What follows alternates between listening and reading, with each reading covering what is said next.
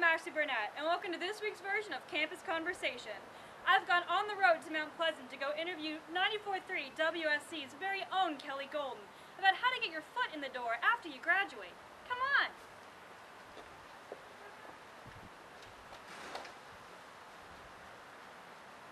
Thank you so much for having me. I know you're a busy woman, and I am so appreciative that you could take some time out of your busy schedule to answer a few questions I have.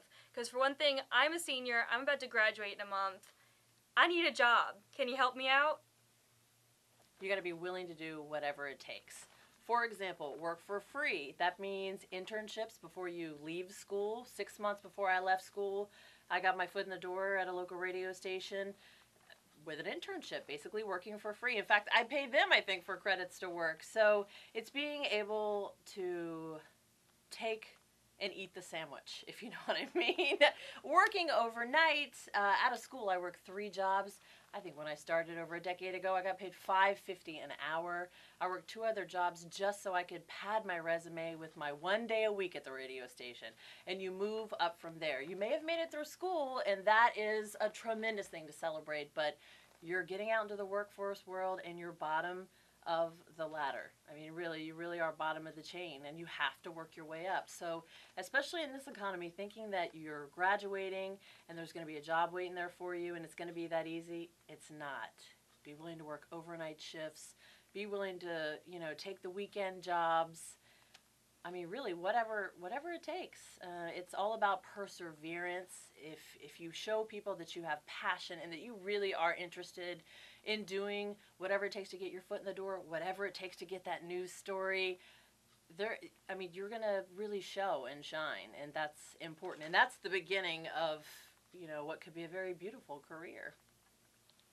Speaking of beautiful careers, how did you get yours? Started in 1998 as a graduate at the College of Charleston. Got an internship in radio 6 months before I graduated.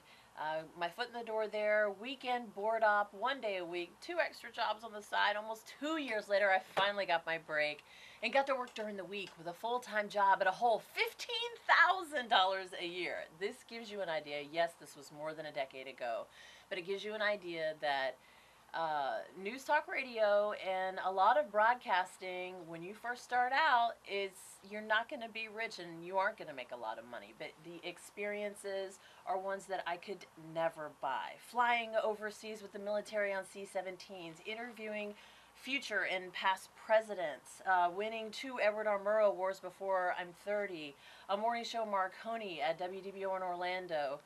All of those things you build up to. That's why I say you start at the bottom, but that doesn't mean that you can't shoot straight to the top. It's taken me over a decade, and now I host my own morning show here in Charleston.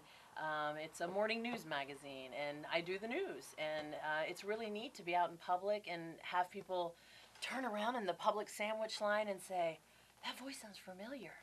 Are you on the radio?" So, it's the little things. It's not always what you get in your paycheck. And that will add up too, but it's going to take time. And you need to be willing to be patient and persevere. Is your station looking for internships right now? Everyone is always looking, especially in a bad economy. It's a great time, actually, to get an internship. Everyone's always looking for help. We're sort of in the times where, we're all doing 3 and 4 jobs, so it really actually will benefit you to be somebody coming in and saying, "Hey, I want to help." So we're always looking. Kelly at 943WSC.com.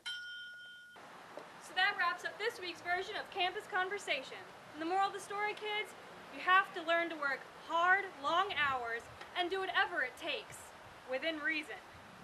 For Campus Conversation, I'm Ashley Burnett.